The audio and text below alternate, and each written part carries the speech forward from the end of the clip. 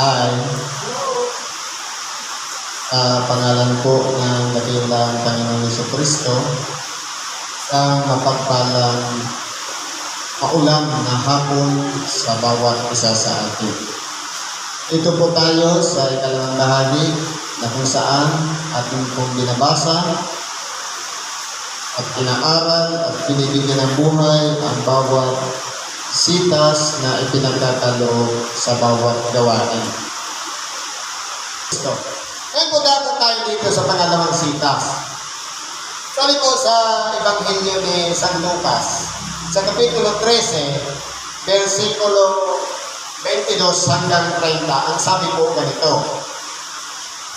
At sa yumaon ng kanyang lakad sa mga bayan at sa nayon ay nagtuturo at naglalakbay tungo sa Jerusalem.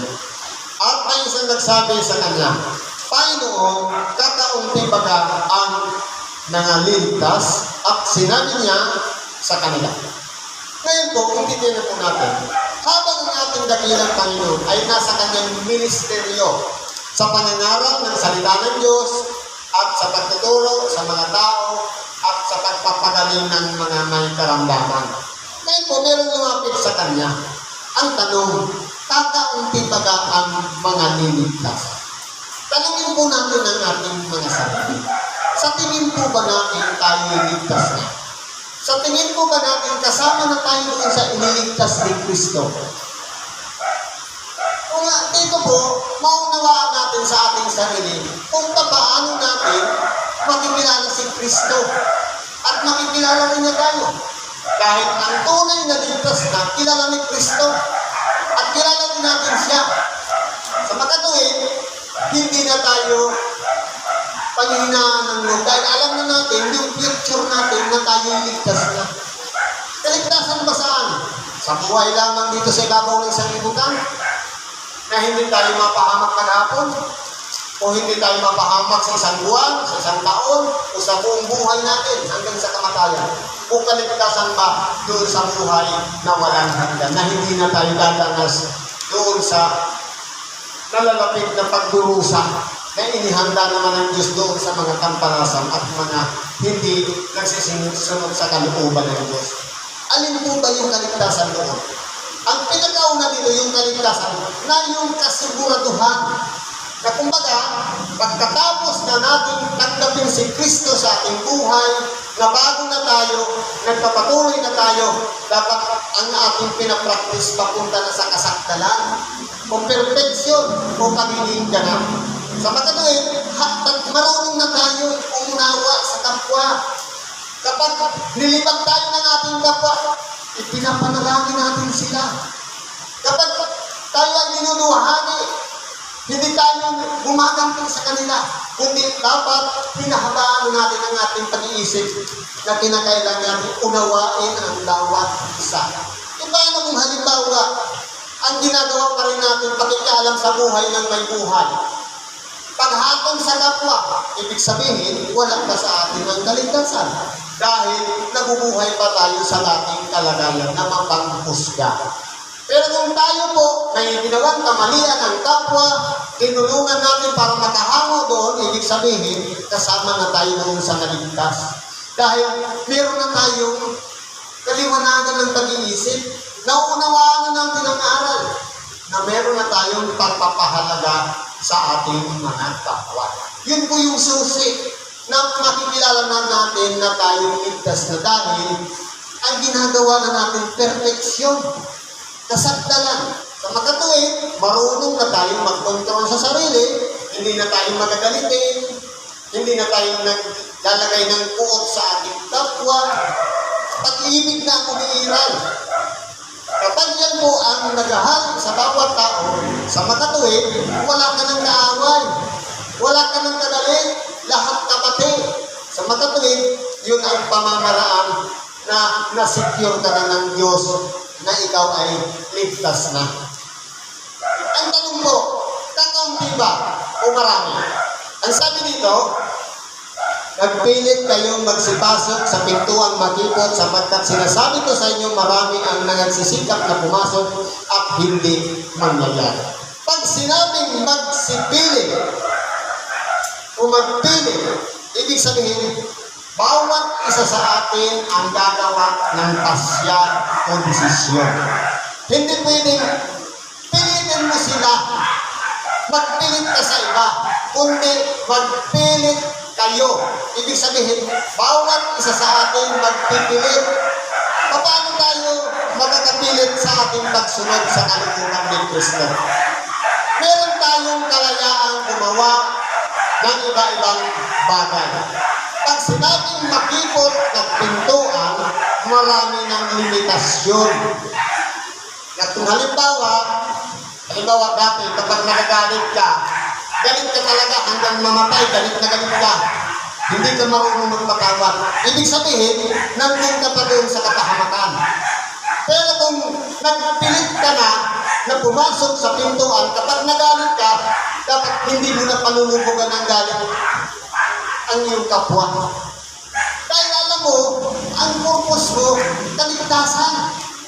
Ngayon, kung halimbawa, malala pa rin nagagawa natin ang magalit, ibig sabihin, wala pa tayo sa loob na nakapasok na tayo doon sa makipot na pintuan. Kaya nga sinasabing makipot dahil maraming bawal. Maraming mga dapat pagdaanan ang tao na hindi pwedeng gawin ng tuloy-tuloy, kundi mayroong limitasyon, mayroong control sa ating mga nakasanayang bunga ng kita ng ating mga Ama.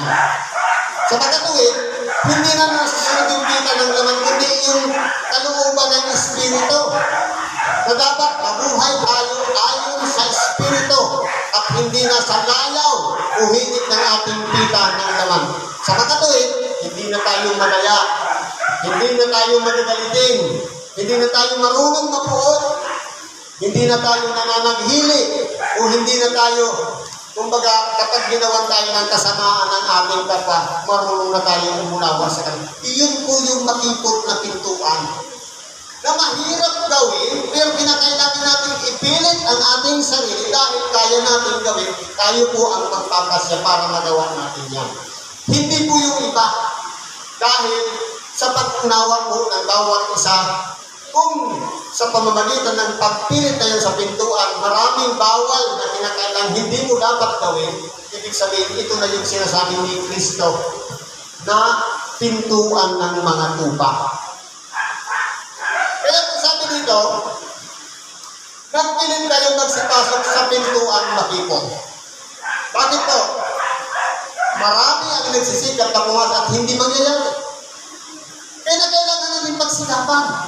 Dadaan tayo sa tamang pamamaraan para makapasok.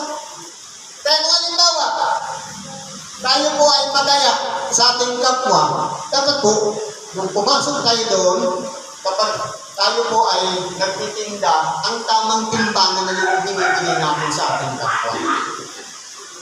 Kung tayo po ay palapintangin, dapat po, nung makapasok tayo sa pintuan, tayo po ay may tiwala ng sa isa't isa. Kung tayo po ay palaging napupuot sa ating kapwa, nung pumasok tayo sa pintuan, dapat po pag-ibig na yung nagahari sa ating mga puso. Iyon na po yung nakipot, na mayroon ng limitasyon, na hindi na nasusunod yung layaw, kundi yung hilig na yung nasa ng Espiritu sa pagkakilip yung pagiging isang matuwid na tao. Totoo po, sabi, tama yung sinabi ni Brad kanina, walang matuwid, walang kahit isa. Lahat po tayo talagang makasalanan.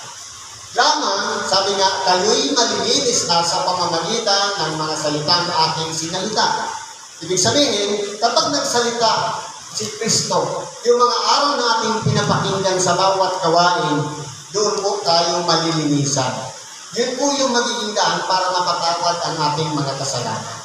Sa pagkatuwid, kung tayo man nakalpasok at nakalabas hanggang sa makabalik ulit, masusumpungan natin yung pasmanglan, yung sinasabi kanina. Kaya po, kung titignan po natin dito, sabi nito, kung makatindig na ang puno ng sangbahayan, mailapat na ang pinto at magpasimula kayong magsitayo sa labas at magsituktok sa pintuan na magsasabi, Panginoon, buksan mo kami. At siya'y sasagot, sasabihin ko sa inyo, hindi ko kayo na nakikilala kung kayo'y taga saan. Ito na po yung mahirap pagkatapos na hindi natin kinilala yung pintuan ng tupa. Na hindi natin pinilit ang ating sabihin natin, hindi pa naman babalikan natin dakilang pa. Sige, tuloy-tuloy lang sa mga ginagawa.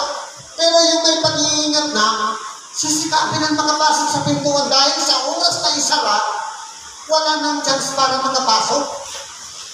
Kaya ang sasabihin ng ating dakilang, hindi ko kayo na nakikilala. Dahil po, kahit minsan man lamang maramdaman natin sa ating pananalangin ng presensya ng Diyos, sa oras ng ating pakikisalamuha dito sa ibabaw ng sintula, ginaganap natin yung ayos pa rin sa kalooban ng Diyos sa pagkatuwid bagay. Kung ngayon na, ginawa na natin ang pagpapasako at pagsunod sa kalooban ng Diyos, yun na yung pintuan na nakapasok tayo. Kaya, kikilalanin tayo ni Kristo. Dahil nakikilala niya ang sariling kanya. E paano kung halimbawa, ang sinasabi natin, alam ko si Kristo. Pero ayaw mo namang sumunod, ayaw namang magpasakot sa kalooban ni Kristo. Useless. Kaya kung dalawa po yan, kilala si Kristo, pati yung kanyang ibanghilyo o yung aral. I-a-apply din natin sa ating pang-araw-araw na pumumuhay. Sa magkatuwid, yung ibanghilyo po kasi ang nagtukontrol ng ating mga hilig, ng mga bawal. Halimbawa, kung dati, konting problema lamang nababalisa tayo. Ang sabi ng Panginoon, huwag kayong mga balisa. Isa lang naman nagsabi na huwag kang papatay, huwag kang mga lunya. Huwag kang mag-iibot. Isa lang naman nagsabi na huwag kang mabalisa. Kaya hindi nga tayo nag-iibot, hindi tayo pumapatay, pero nababalisa naman tayo, ibig sabihin, sarili pa rin natin kalooban. Hayaan natin mangyari yung mga buhay na ikinababalisa natin. Ang mahalaga, huwag tayong focus doon sa problema. Kundi yung solusyon na kung paano hingin natin sa Diyos ang kanyang karunungan para malagpasan natin ang mga tumarating sa atin na ikinababalisa natin. Sabi po dito, kaya po, kung tinilang po natin, ang pagkakabilan lang sa atin, depende po yan sa atin. Dapat, kilala natin si Kristo, yung aral niya, kilala din niya tayo. Para kung tayo na, kapag nandiyan na at isasara na yung pintuan, sigurado tayo dahil alam natin nandiyan siya, papasok na tayo bago sasara ng pintuan.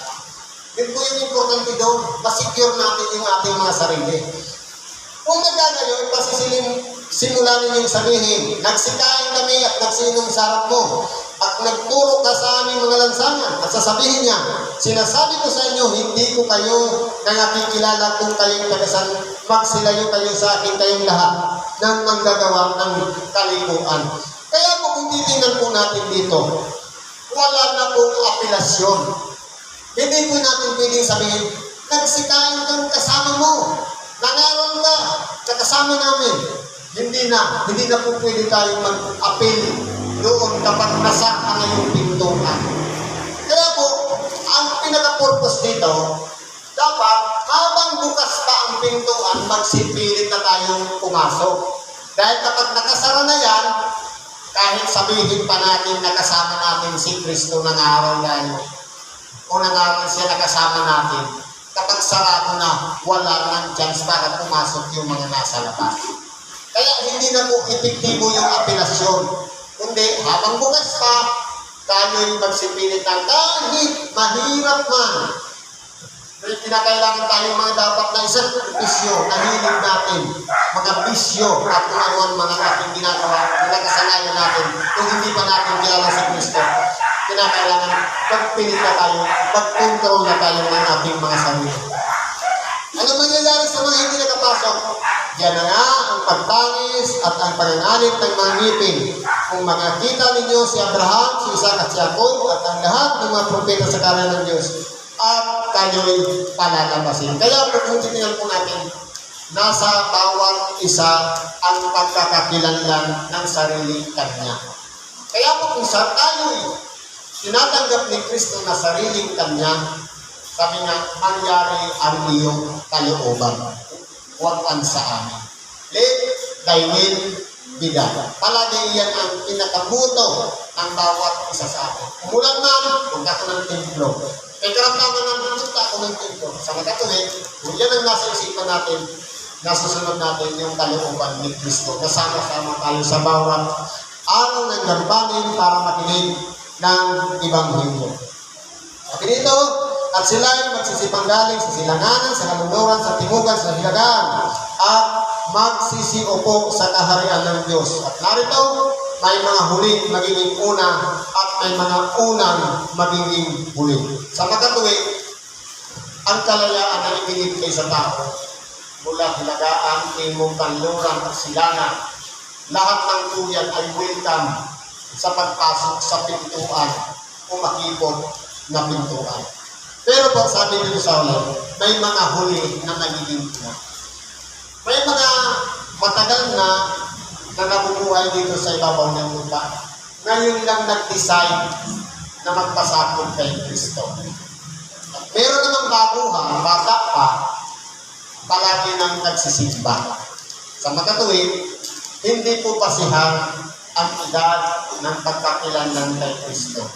Kundi yung dating ng pagpapakilala ni Kristo sa bawat isa sa atin, bata man o matanda. May mga matatanda na ngayon lang nagsisi at may mga kabataan naman matagal nang nagsusunod sa kalooban ng Diyos.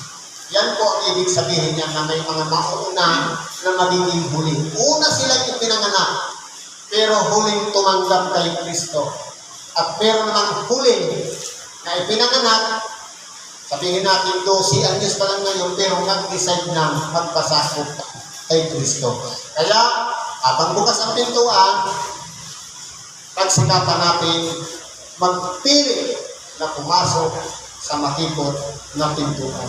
Yan po ang salita ng Diyos na ipinagkaloob sa atin sa araw na ito.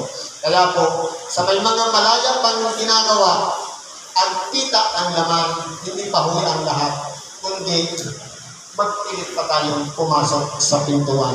Isakripisyo natin yung mga nasa ng ating kita ng laman. Sundin natin yung kalooban ng Kristo.